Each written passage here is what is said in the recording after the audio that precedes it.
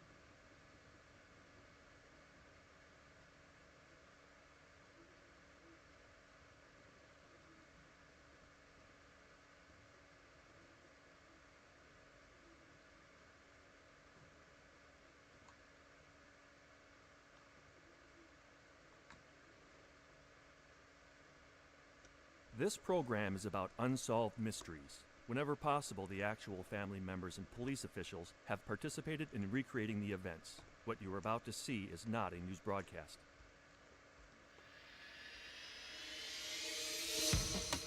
During the late 1960s, thousands of curiosity seekers lined up to catch a glimpse of the legendary Iceman, a mysterious creature reportedly half man and half ape, entombed in a block of solid ice.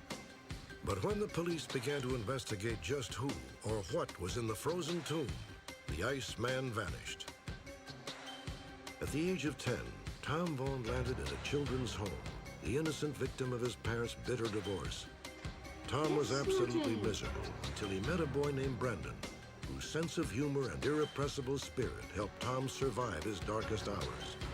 Tonight, Tom would like to thank the friend he hasn't seen since 1957. In 1953, at the height of the Cold War, a government scientist named Frank Olson plunged to his death from a hotel window, an apparent suicide. 22 years later, it was revealed that just days before he died, Frank Olson had been unwittingly dosed with the hallucinogenic drug LSD as part of a secret CIA experiment. Join me as we begin a fascinating new season. Perhaps you may be able to help solve a mystery.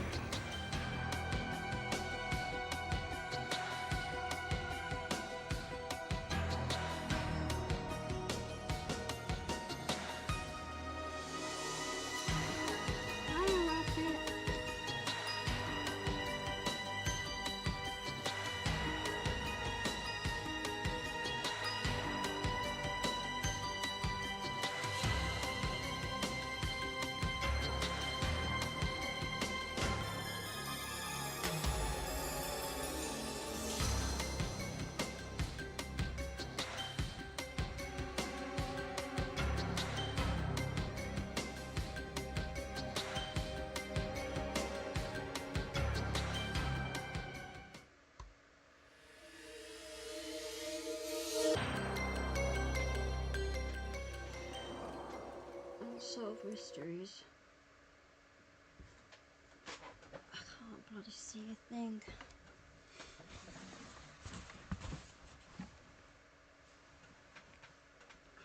Maybe that'll help. Oh, this is too bright.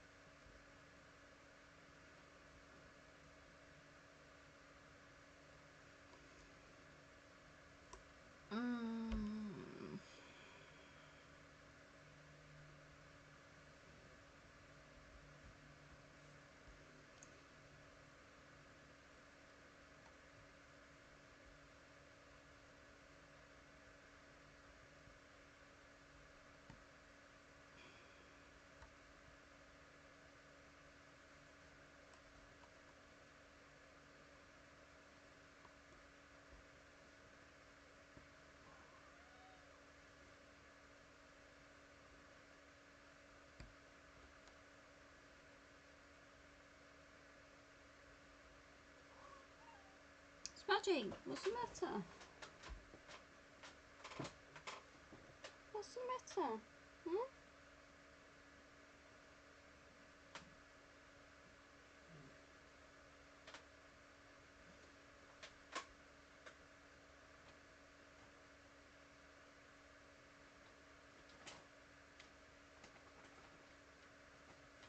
What are they doing at a dinner?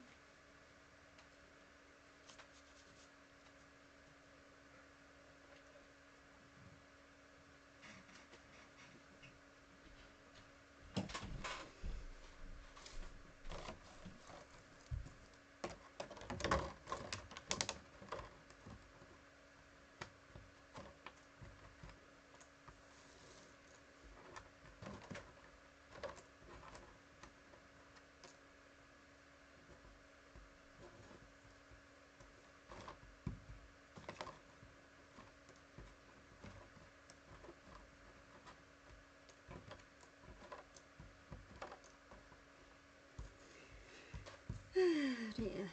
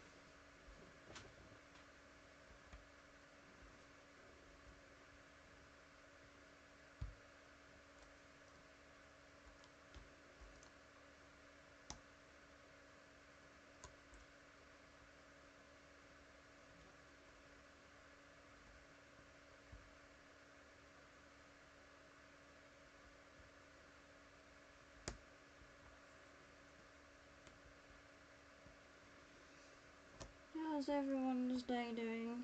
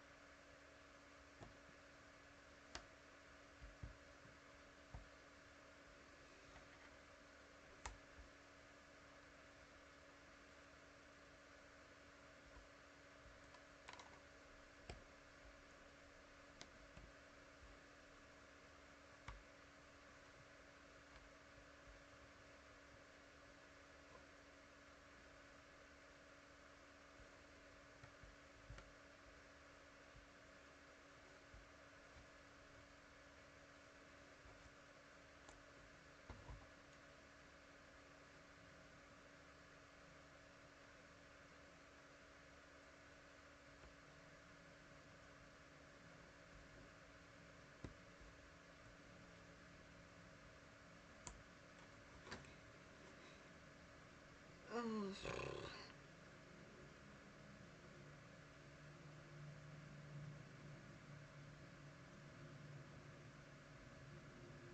apart from nausea, I'm okay.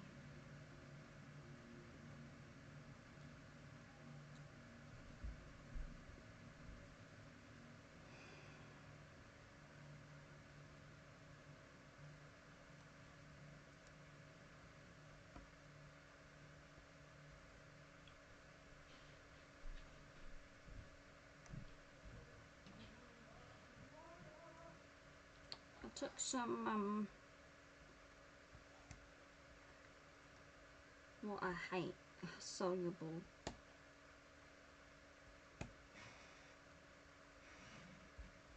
pain relief, and it's like, ugh. I knew I shouldn't have taken it.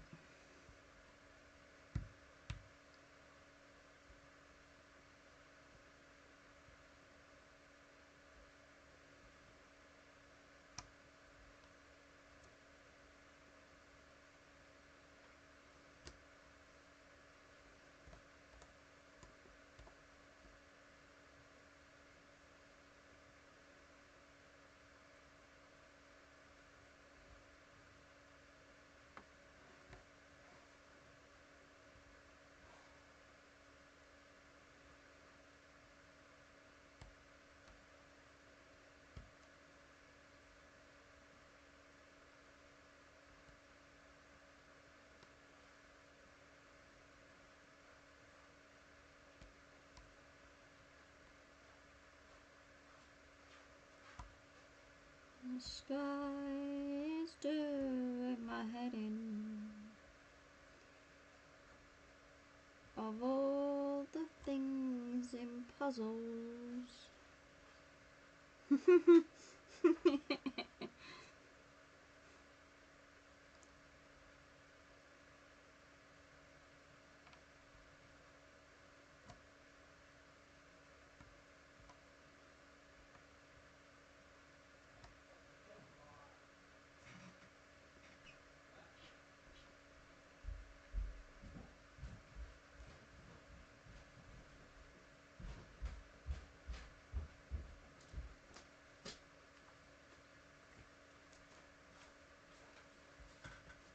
Hey Rocket.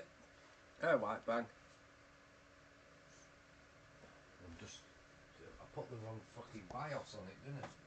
Oh no. For another motherboard. It's alright, it's working, it's just fucking... I've just got to sort it out. I'm just installing some games on it now to see what's happening. Still no joy with the power usage. Hey Eddie, how you doing? You want some treats? Well, I think that's what she was mothering me for.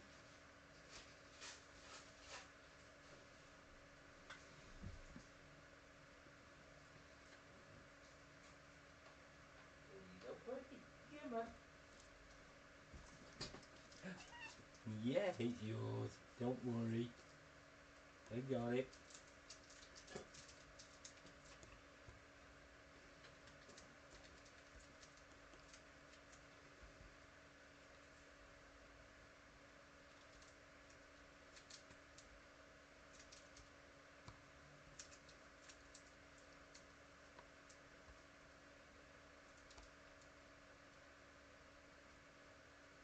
Shit, hold on. Good girl. Stop the lock. Yeah, I'm just messing about installing some stuff on it. Oh dear.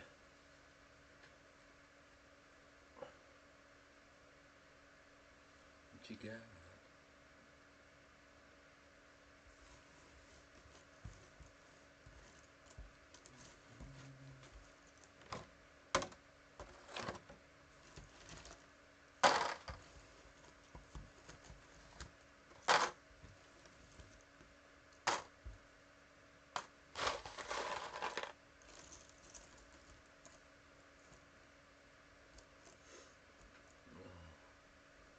You alright, Rocket?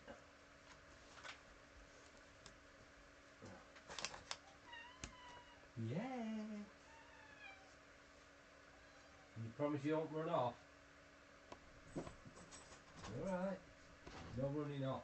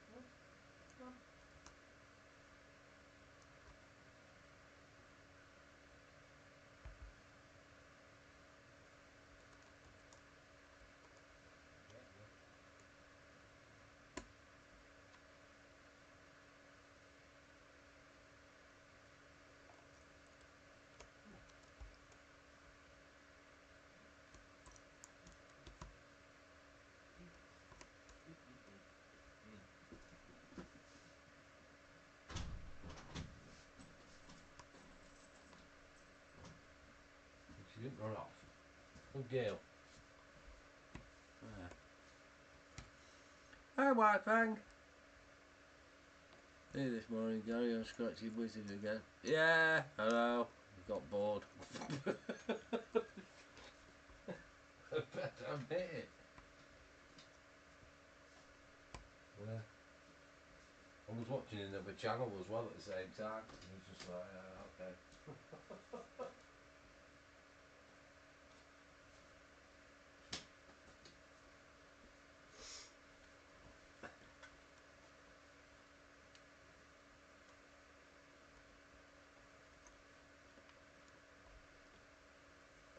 Yeah, I know. So it was just that I was on another channel and I was gaining subscribers. So I was on that. I was listening on both. Hey, kitty. Here you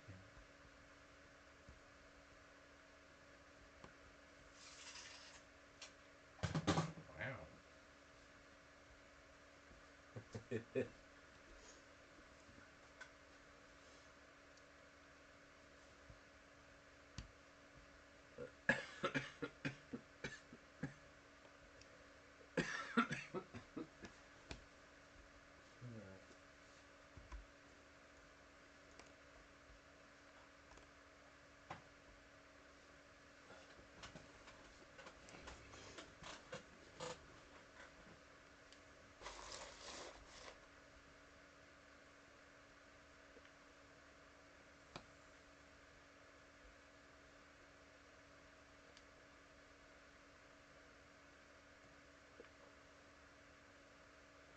Okay, Rocket.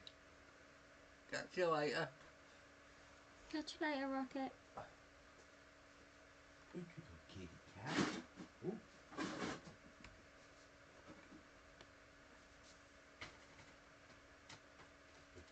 Good girl. Good girl.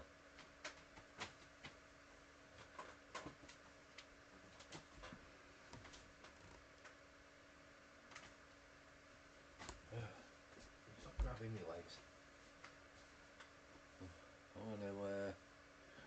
I'm gonna knock it on the head with that computer in a minute, and then fire up the big system.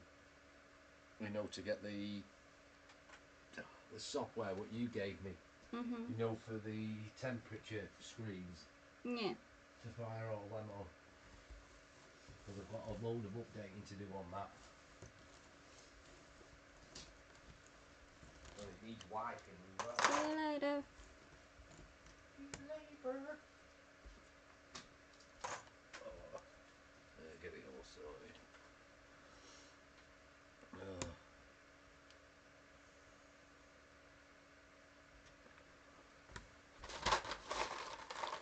Not running hot or anything. You know, running games. It's only running at 41 degrees Celsius. You know, with a water cooling system on it. Running really cold. Yours will run even cooler because you've got a bigger system. Oh.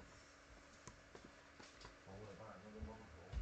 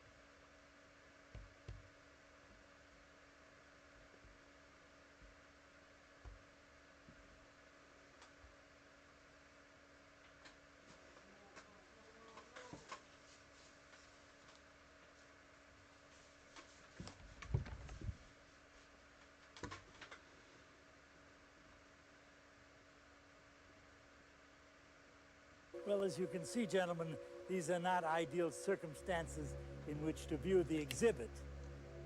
On a chilly December evening in 1968, a promoter named Frank Hansen led two renowned scientists into an isolated barn in southeastern Minnesota.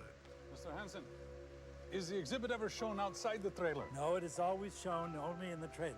Ivan Sanderson and Dr. Bernard Heuvelmans were experts in the esoteric field of cryptozoology, the study of hidden species. They had come to examine a peculiar artifact that had fallen into Hansen's possession. Gentlemen, here is the exhibit.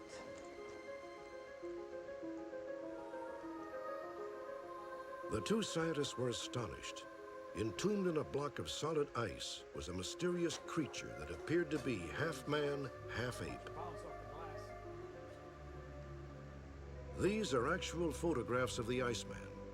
Sanderson and Heuvelmans departed, convinced that this bizarre sideshow attraction had genuine scientific value.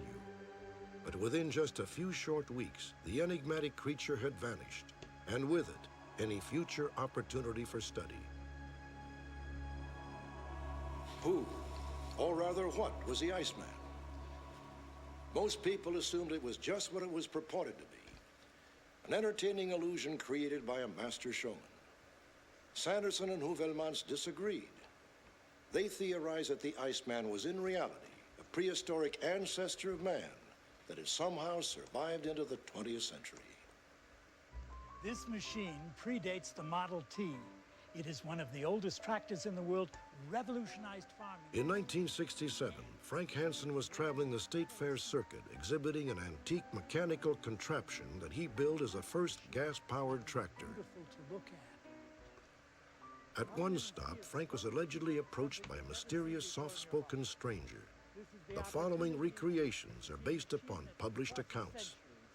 19th and the 20th. Sir, may I have a word with you, please? Why, certainly. I find what you're doing here, sir, is fascinating. I have an exhibit that I think would benefit from your expertise. Please, give me a call. It might be worth your while. Thank you. Thank you. Hansen later met the stranger at a refrigerated warehouse in some unknown location. What you are going to see belongs to me. How I came by it is my business, and we need not discuss that at the moment. Is there some reason it needs to be kept in such cold? I think that will be obvious to you in just a few moments.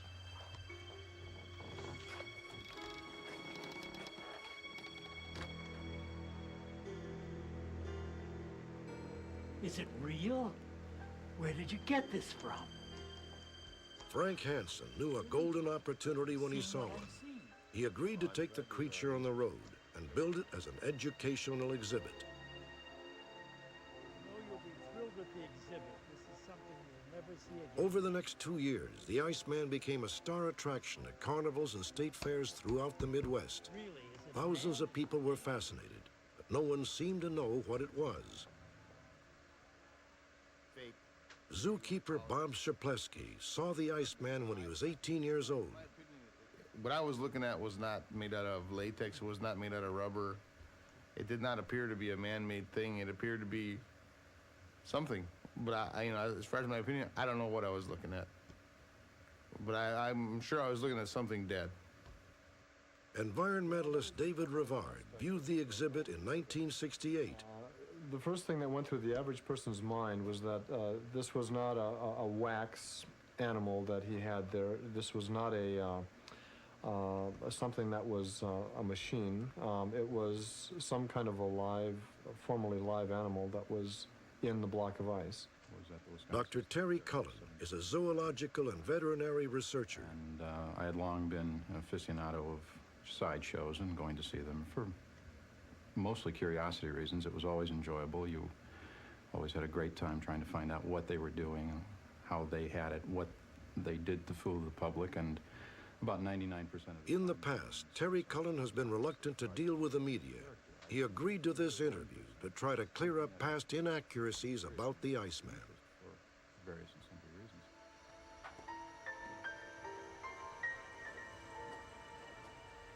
God.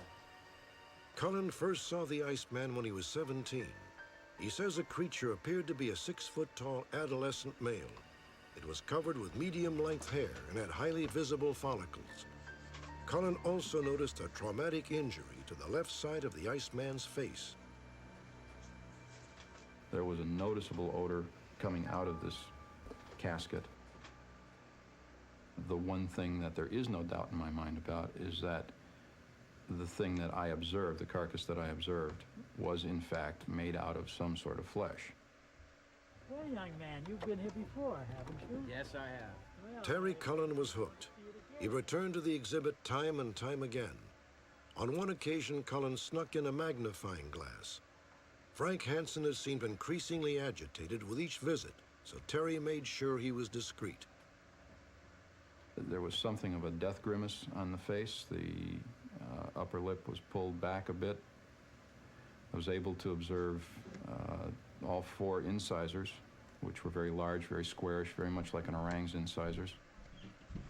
Whatever this was, it was important enough to get the necessary scientific personnel in there to view it, Just play Roadcraft on it. to establish that either, yes, this is some form of unknown creature, or no, this is a fake, somehow cleverly constructed Yeah, around FSL from the 3, parts brain of generation. It runs perfect. other animals or whatever materials they were Running using. 140 watts This is now. a link, huh? Yeah, I can't wait for you to see this. Don't forget to change Kid, to I've been to a bronze lot of house supply, sideshows. so These we'll things put are always gold one fake. back in. No, this one's amazing. I Yeah? think this one's real. Don't expect me Yeah, So- go on. Over the next few Figuring it weeks, out. Terry Cullen tried to entice several scientific experts to view the creature. Eventually, he Well, maybe convinced not an all in the prep. anthropologist from the University of Minnesota. Buy that damn load of stuff in a minute.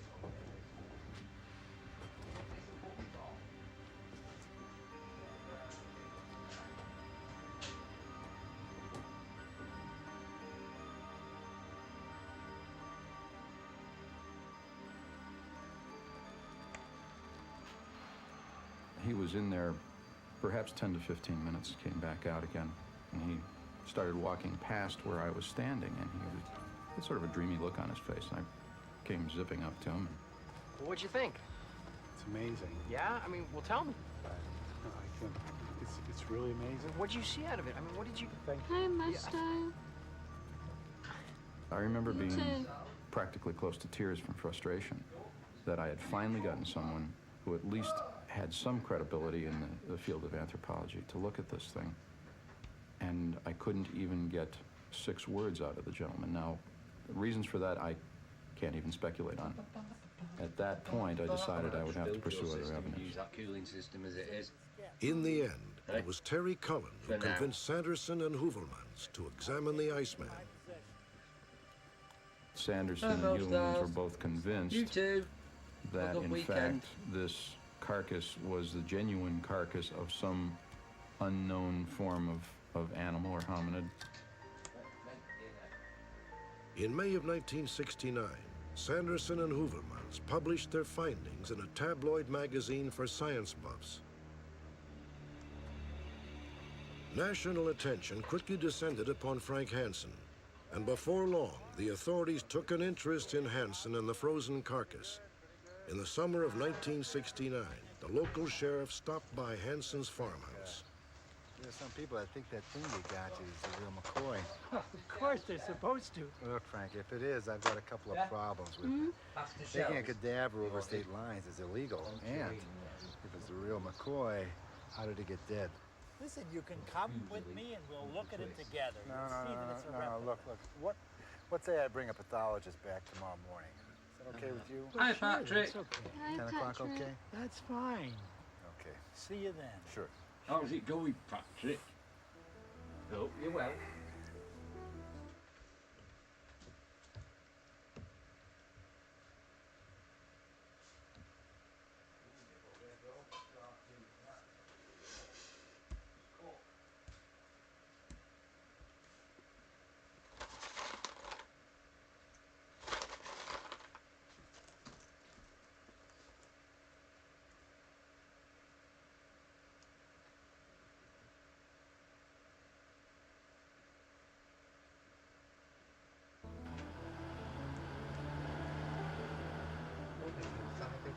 That very night, Frank Hansen allegedly beat it out of town, taking his controversial exhibit with him. A few months later, Hansen was back on the circuit with a replica of the mysterious creature. The whereabouts of the real Iceman are still unknown. This thing may one day be understood by us as a genuine object, as a true representative of something primitive and manlike that is still living today. If, under other circumstances, this kind of thing is found and described and matches those extensive descriptions by Sanderson and Hovelmans, then at that point in time, someday in the future, we would know that this was the real thing that they saw in 1968. What was the Iceman? A primitive human-like species that managed to survive until present day? An elaborate hoax pulled off by a professional huckster? Or perhaps some unfortunate soul who died an untimely death and ended up as a sideshow attraction? Frank Hansen may be the only person who can answer these questions. He isn't talking. Despite repeated attempts to have him share his story, Hansen declined to participate in this broadcast. For now, it seems the legend of the Iceman must remain just that, a legend. When we return, perhaps someone in our audience will be able to reunite two childhood friends. Mm-hmm. Change the bright path, huh? After that bread's gone. At any moment, any one of us can meet a person who changes our lives forever. In 1956, two 10-year-old boys named Tom and Brendan met in a Catholic children's home in New York City. By an odd coincidence, they both had the same last name, Vaughn. Not so coincidentally, they both needed a friend. I believe that Brendan saved my life because he did have such a unique way of helping me put things into their proper perspective. I don't know what would have happened during that first year had Brendan not been there to tickle my funny bone. How Tom Vaughn came to be in the children's home is a story in itself. Be one of these houses. His mother, Jean, and his father had gone through a bitter divorce. By 1954, Jean was hiding Tom and his little brother Dick from their father. The boys bounced from rooming houses to foster homes, living in 9 different places in less than 2 years' time. Yes? Finally, they ended up in the Bronx in a basement apartment supervised by a kindly landlord, Sonny Crisculo. I came about the apartment. Nevertheless, Jean Vaughn's life grew increasingly chaotic. The boys were usually left to fend for themselves. Who is it? It's Mr. C, ma'am. Changing the cat's name. Your mother called. She said she's going to be late. When's she gonna be home? A couple hours. Did you have something to eat yet? Oh, we're about to eat. Oh, yeah? Well, then maybe you don't. Sonny kept an eye on the boys. In fact, he and his wife wanted to become their legal guardians, but Catholic Charities stepped in. They were finally convinced that Jean was an unfit mother. They pressured her to send the boys to a children's home. Rock Festival. Tom and Dick were taken to the Lieutenant Joseph P. Kennedy Jr. Home for Children in the Pelham Bay section of the Bronx. As we emerged from the car, there was an opportunity for me to take flight and to run down the street and run away. And yet I knew that there was nothing I could do and that I had to face what was about to transpire. Come along, boys. Come along. You know, I had to be in charge of Dick, and there was no way in front of all of these strangers that I could tell them how I felt or what I was feeling, so I was trapped. And I think maybe it's time now to go and get unpacked and settled. When the moment came for the boys to tell their mother goodbye, Tom was paralyzed with fear, barely able to move, and totally unable to speak. I distinctly remember yelling to myself, "Mom, don't leave us. Don't allow this to happen. Don't allow them to take us from you." I love you, Dickie.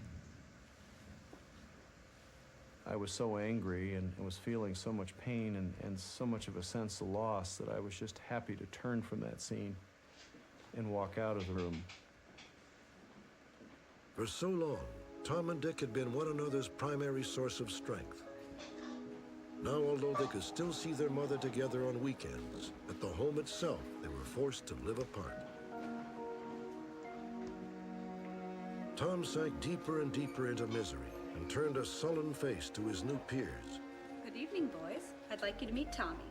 Tommy, these are going to be your new dorm mates. This is Brendan, Jerry, and Michael.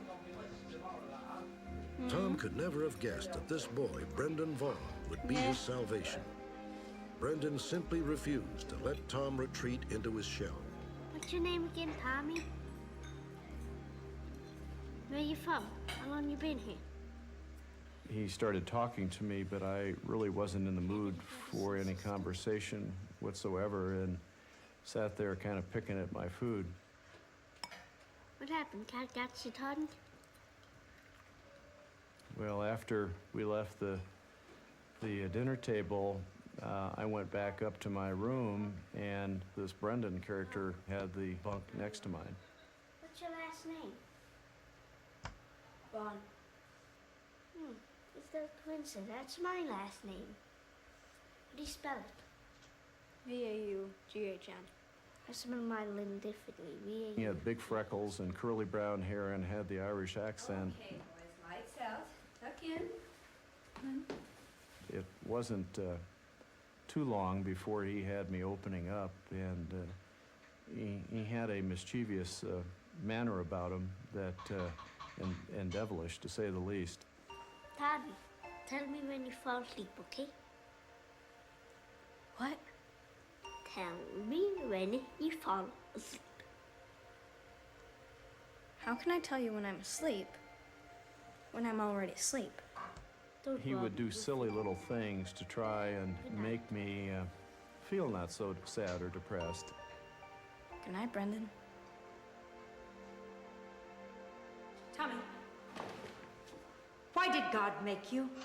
Brendan helped Tom in other ways as well, Why did God make you? especially in catechism class, where the children were required to deliver their answers by rote. Brendan whispered the answer to me, and once again he saved my life there, because I'm certain that I would have been in serious trouble had I not had that simple answer. So we could love and serve him. Perfect. You know what this is? A rock? No, a piece of the Blarney Stone. What's a Blarney Stone? It's a magic rock high up on the castle wall in Ireland. And if you kiss it, you'd have good luck. This constant cajoling by Brendan put a perspective on where we were, and the fact that it wasn't so bad. I mean, the treatment there was wonderful. He began to draw me towards that perspective of what was actually going on there, and that it was kind of a fun place. So he really, from a therapeutic standpoint, showed me the way to overcome my depression. A year and a half after Tom and Brendan met, the inevitable happened. What are you doing? I'm packing my suitcase. Why? Sister said to get ready to leave. To pack my suitcase and get ready to leave. Brendan was very quiet because I think he was scared and afraid and didn't know where he was going or what was happening.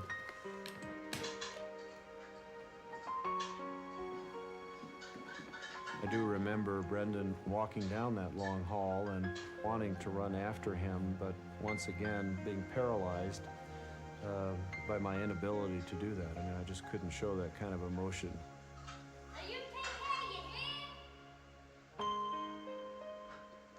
Eventually, Tom and his brother Dick were sent to live with their father in Montana. Their mother, Jean, whose problems had finally overwhelmed her, died in 1985. Tom Vaughn is now a successful investment banker in Colorado happily married and the father of an 11-year-old daughter. Tom credits his young friend Brendan with changing his outlook and his life. There hasn't been a week go by in the last 36 years that I haven't thought of him. I didn't have an opportunity to tell him how much I appreciated what he did for me. And I think it's my turn to make him smile. Perhaps to kiss that Blarney Stone just one more time.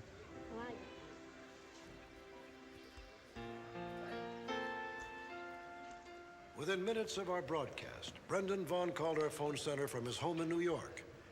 We connected him with Tom Vaughn in Denver, and finally Tom had his chance to say thank you. The two men agreed to meet in Manhattan on March 6, 1994 at 8:30 a.m. sharp.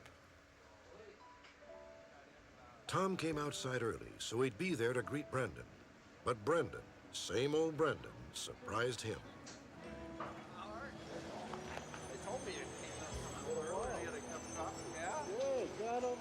John? Yeah? Well, relatively we're the same height, yeah. It seems like we haven't been apart. He still has the gregariousness and the power in his voice, and still seems to have the same approach to things. So I don't think he's changed all that much. Brendan had brought along his sister Noreen. In the hotel lobby, they met Tom's wife and daughter. For Brendan, who is divorced and has no children, it was like finding a long-lost family. Hello. It's really a nice feeling. I mean, I was really shocked. You know, when you sit down and say, well, what have I done in my life, and what have you accomplished? And you can't say, well, I touched anybody's life, I haven't done anything. And then all of a sudden this pops up. It's really flattering, it's really amazing. Brendan and Noreen, who was also at the children's home, spent the morning reminiscing with Tom. It was hard to tell the nuns apart. Well, they didn't care as long as you went in the water. I was so bad that they were trying everything to try to get me to be good. As soon as we got into that conversation, it was like it had only taken place, our last conversation had taken place the day before, so it was very nice. I'm the captain, I gotta go see, the honor guard. Finally, Tom's childhood wounds are beginning to heal. The two boys, best friends before they were separated more than 35 years ago, made an instant connection to their past and to one another. It's represented closure for a chapter in my life that had been very, very difficult. And so coming here, facing him, finding him, being here today is a way to let go of that. And so I'm very pleased about that. Tom Vaughn and Brendan Vaughn now hope they will hear from other alumni of the Lieutenant Joseph P. Kennedy Jr. Home for Children.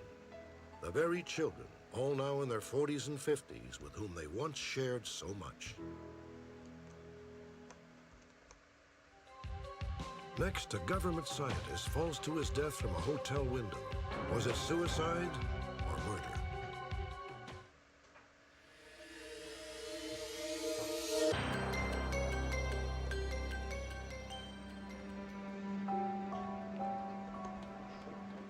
In the early morning hours of November 28, 1953, a crowd gathered outside of New York's Hotel Statler.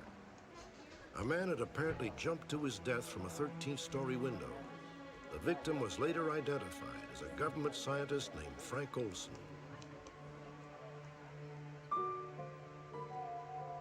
Frank Olson left behind a wife and 3 small children. His sons are now grown men and are still trying to find out what really happened to their father. Now, in a final desperate appeal, they hope someone in our audience can help solve this baffling mystery. Oh, right, I've done it. Frank Olson died at the height of the Cold War tensions. Huh? At the time, our leaders here in Washington, D.C. faced the very real possibility that we might be attacked by the Soviet Union. Just an hour's drive from where I'm standing, the country's technological brain trust was working at a feverish pace to develop a new generation of weapons. Frank Olson was heading one of these projects when he died. 40 years later, the questions surrounding his death demand answers.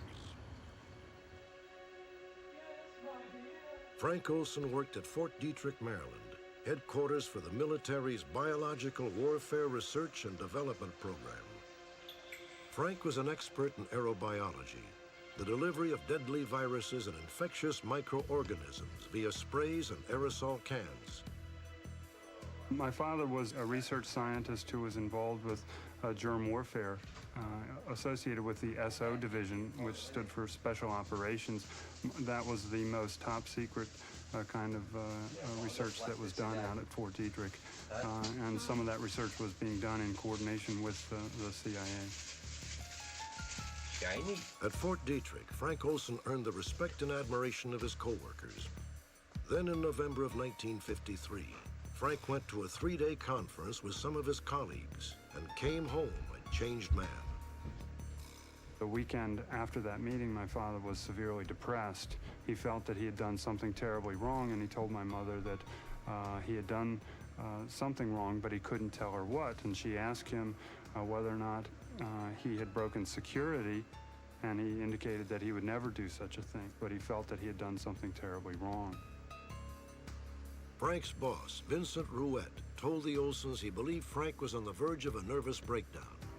Just before Thanksgiving, Rouette took Frank to New York for treatment. In New York, Frank shared a hotel room with Dr. Robert Lashbrook, a CIA scientist. Nearly a week passed before Frank's family heard from him. Do me a favor? Would you kiss the kids for me? My father seemed a little more peaceful than he had. He made a call to my mother to say he was all right. Bob, it's getting late. I'm going to turn the TV off. They went to sleep fairly early, about 11, and the next thing we know from Lashbrook is that he was awakened by the sound of crashing glass. Right?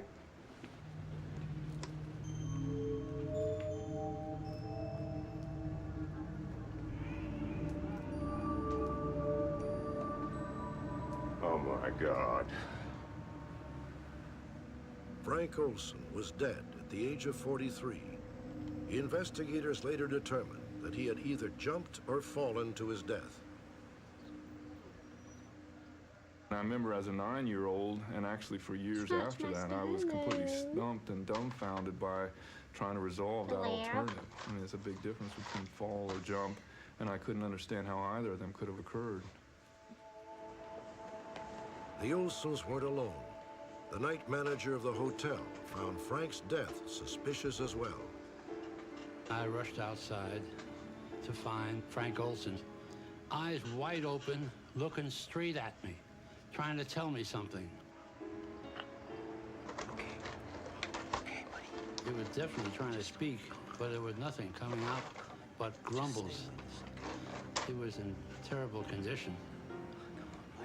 And by this time, then the ambulance came, and I stepped back because now I had to find out where he came from. So I looked up the building, and finally I saw a little movement of a window shade.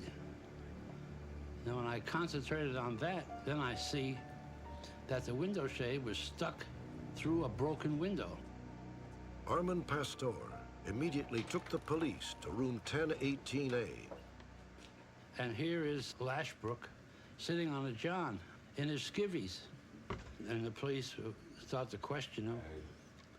And I heard him say, well, all I heard was a crash. Woke up. I walked around the room to look around. Look at this in here. Nobody ever jumps through a window. They open the window and they go out. Not dash through a shade and a sheer drape. You know, there's no sense to that. 22 years would pass before Frank Olson's family heard Armand Pastor's account. All they were told in 1953 was that Frank had suffered a nervous breakdown and committed suicide. Then in 1975, a government commission was formed to investigate past abuses committed by the CIA. Among other incidents, the official report made mention of a scientist who had plunged to his death from a hotel room 10 days after being dosed with LSD. That scientist turned out to be Frank Olson.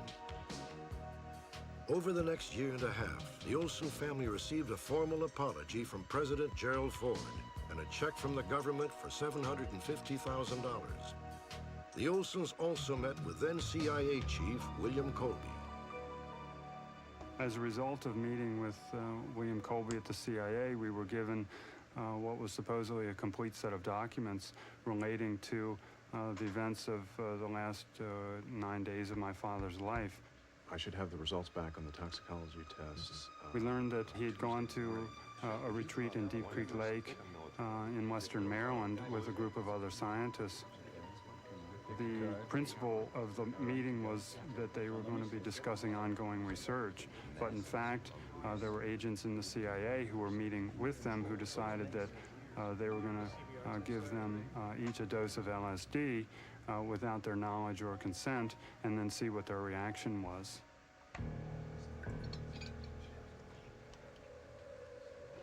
Anyone for a drink? The Olsons learned that the LSD was slipped into an after-dinner liqueur by either Sidney Gottlieb, head of the CIA's technical services staff, or his deputy, Dr. Robert Lashbrook. The CIA reportedly feared that the Soviet Union might employ LSD to produce anxiety or terror in captured CIA agents. Gottlieb believed that his test would help prepare American operatives for that eventuality. Thank you, Sidney. Just what I needed. The laced drinks were served to 8 of the 10 scientists present. Some of them, including Frank Olson, were not told about the test. 14 fish the first day we were there. Within an hour, the LSD began to take effect.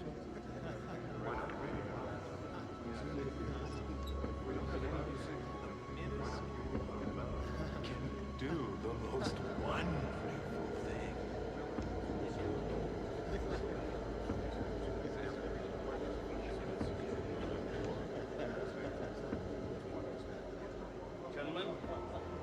Gentlemen, are we all feeling a bit strange? When Gottlieb informed the drug-induced gallery that their drinks had been spiked with LSD, Frank Olson became incensed. What? Wait a minute. We're having an experiment here. You put a drug in our drinks. Yes, we're in the middle of an experiment. We understood that my father was quite agitated and was having serious confusion with separating reality from fantasy. Less than a week later, Frank made his ill-fated trip to New York, supposedly suffering from a nervous breakdown. Well, Frank, how are we feeling today? I feel lousy, Doctor. Frank was taken to see Dr. Harold Abramson, an LSD expert who worked extensively with the CIA. It's been continuing for about a week now. Look at me, please. You were saying that you weren't resting very well. Is that improving? No, I'm not resting. I haven't been able to sleep for over a week. Accompanying Frank were Robert Lashbrook and Frank's boss, Vincent Rouette. Frank, sit down. I don't want to sit down. I can't sit down. Frank remained in New York, and over the next several days made repeated visits to the doctor's office. Someone has been following me. From the documents we have, it's impossible to deduce what was accomplished in those meetings, and you certainly don't see any indication that a treatment process was occurring. You can suspect that some kind of assessment process was going on, the purpose of which was more to protect the CIA's interest than it was to help my father.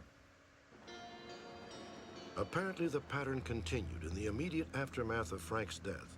For some unexplained reason, Robert Lashbrook never phoned for help. However, he allegedly did make a disturbing call, which was overheard by the hotel operator.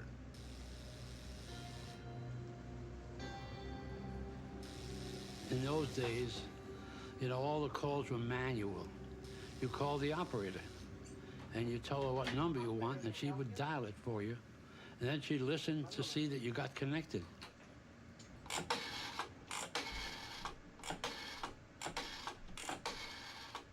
When the man in the room called this number, he said, well, he's gone. And the man on the other end said, well, that's too bad. And they both hung up. I mean, what's more suspicious than that? You don't have to be a genius to figure out that there's something amiss. Or who said, Hamlet said, there's something rotten in Denmark? I mean, I knew there was something rotten at the Pennsylvania Hotel that night. I'd like to emphasize at the beginning that there are many things that we still don't know about the events surrounding my father's death. When the news first broke about Frank's suicide, Armand Pastor contacted the Olson family and told them about the mysterious phone call. The Olsons immediately began to suspect that Frank had not taken his own life. I believe that what happened was that my father was considered a security risk, that the CIA either formally or informally decided that it was in the country's or in the agency's best interest to have my father either take his own life or that he needed to be eliminated. And I'll do everything that you tell me to do. I promise you, Vincent. One of the nights that my father was up in New York, he was having delusions that he was hearing voices, and in the middle of the night he woke up and went and threw all of his identification out and his money. Wait. All right, get rid of all of my money, my identification. You have to see that as an obvious sign of a suicidal tendency. Well, to keep my father in a 10th floor window, in a 10th floor room, which actually was 13 stories off the ground, to me is the epitome of irresponsibility.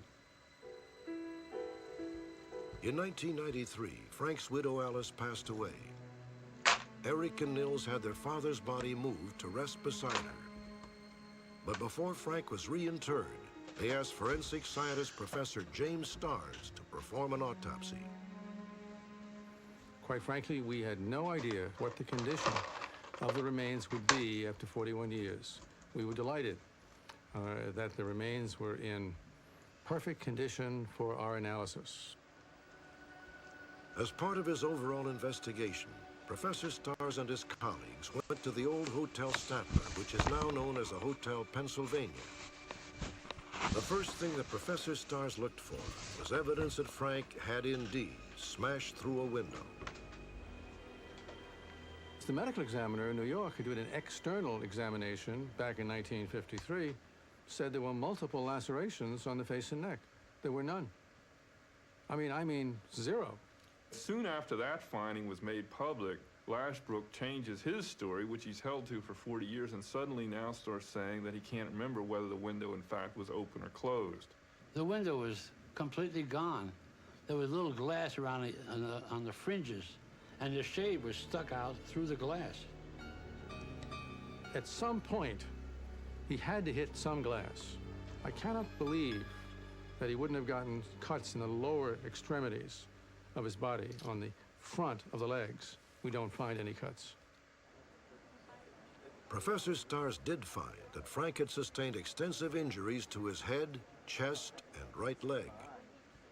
When you have fractures as massive and in different locations, as these fractures clearly are, they indicate a tremendous amount of force that caused those.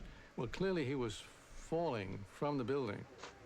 If he struck his foot and that caused the massive injuries, the question for us is, well, how did he get the massive injuries on his chest?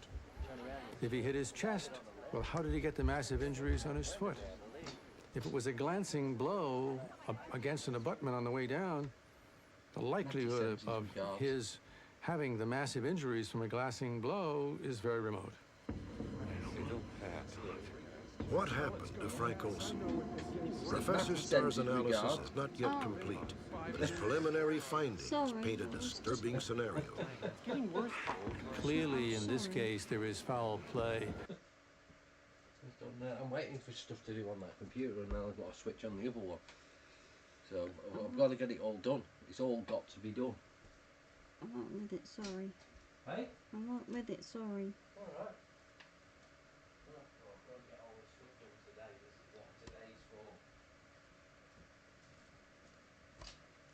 Say hello to him for me.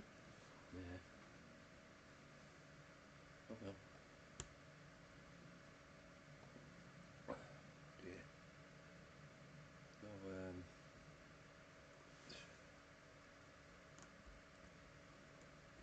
just wrapping some, just putting some games on it now, you know, so I can run tests properly. Yeah. And then put the proper BIOS on it, and then see what's going on. For yours, I might just get that of the motherboard.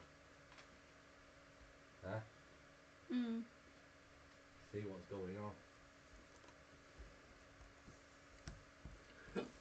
The other motherboard's actually the same price. Hmm. There's one problem. It's not white. It's black. There again, the one in my main one isn't, is it? No. We'll just have a mix, black and white, eh? Why not? Yeah. Oh, yeah. Yeah. Well, your graphics card's not going to be white. I know that. Fucking grey.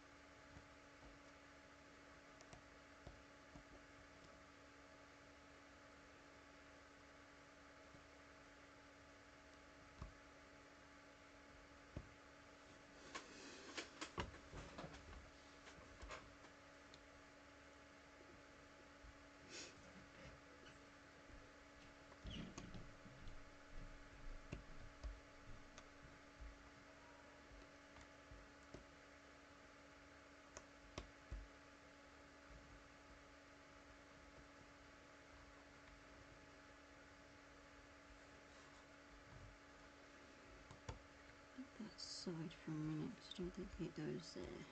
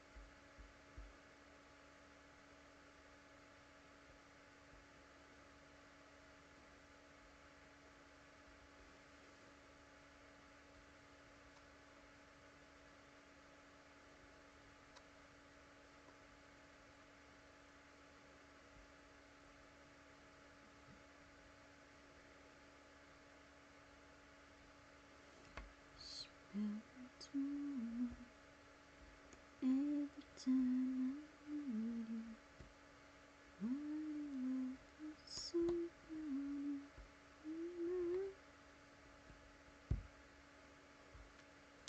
you're my love, into my lifetime.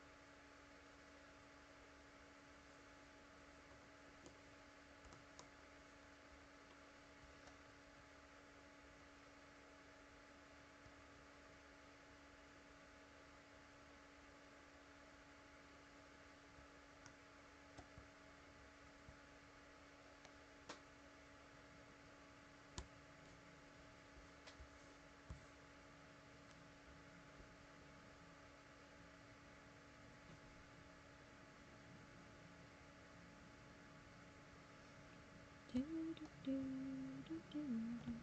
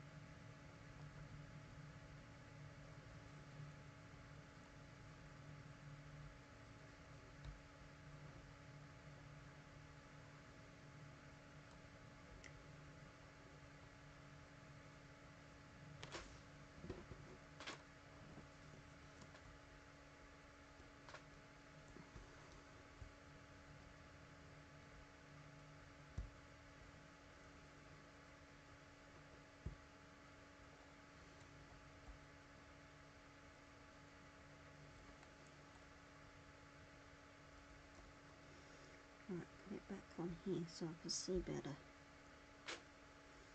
Or see it better.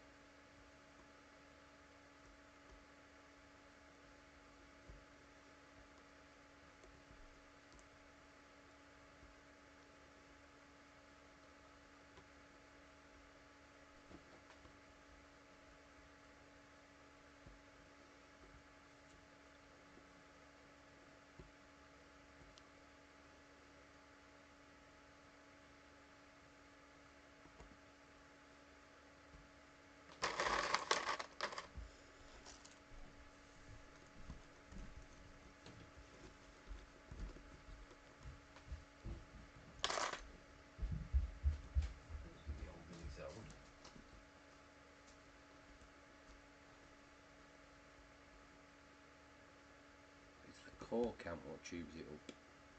Oh. Because we've gone 6th core. 2. Well, I was running that other one, wasn't I? Mm. One what I'm running now, the yellow one. Mhm. It's only 4 core, isn't it? Yeah. So you have to go really high end, 4 core.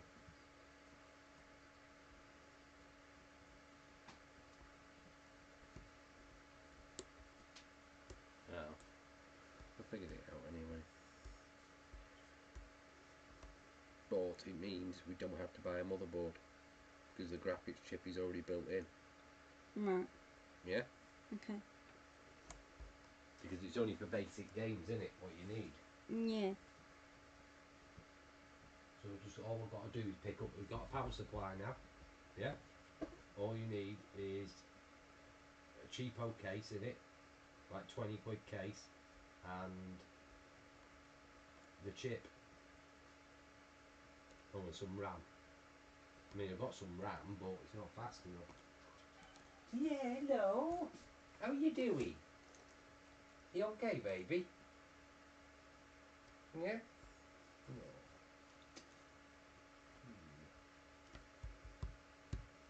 You okay? There you go. There you go.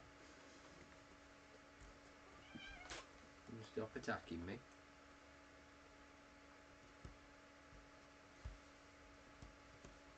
You got your dinner? Wanna have your dinner? Your dinner, cat?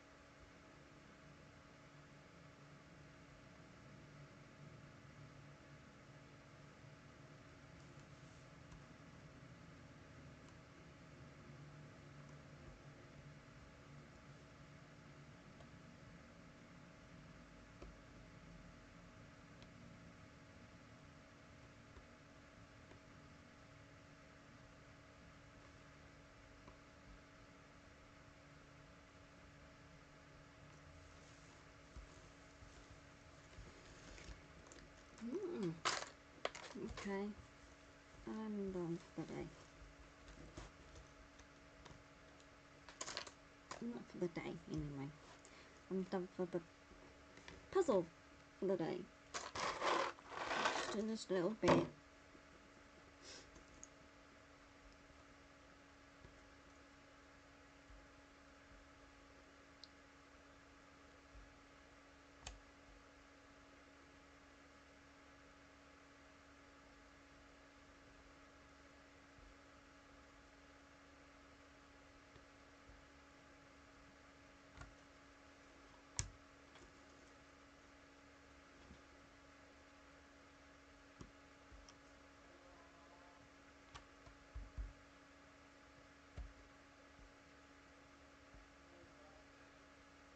Yeah. Just going to finish these bits off.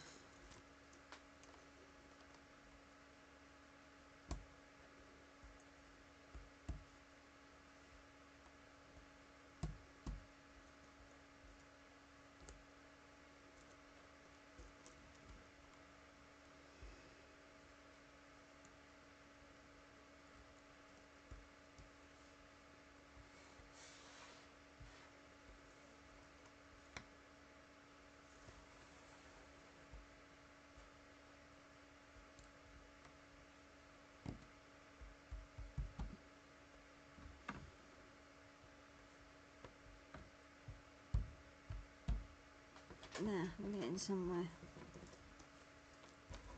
Right, I am going to call it now, everybody. Thank you so much for joining us, and I will see you guys later on for a few games.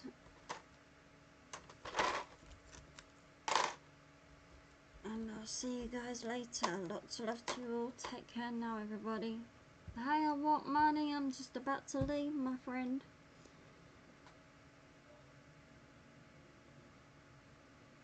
Thank you for just coming in anyway.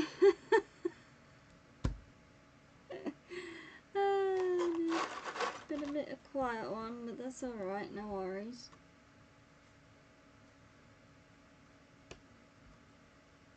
Well, apart from the planes that are going past every 5 minutes. Anyway, right, I will see you guys later on. Lots of love to you all. Take care now. Bye. See you later.